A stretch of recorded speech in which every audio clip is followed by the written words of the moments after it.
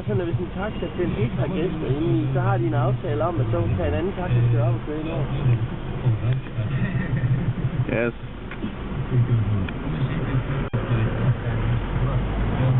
Nice.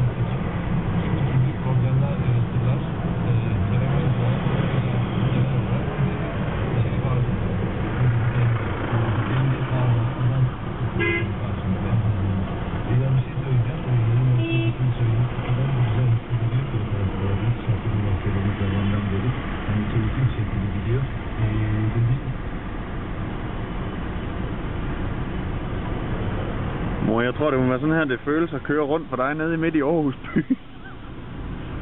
Hvad siger du? Jeg siger til min mor, ja. at det må være sådan her, det føles at køre rundt for hende nede i Aarhus by. Nede i midtbyen.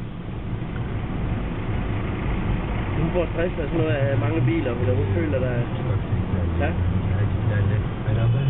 Nå, undskyld, du sidder og laver video.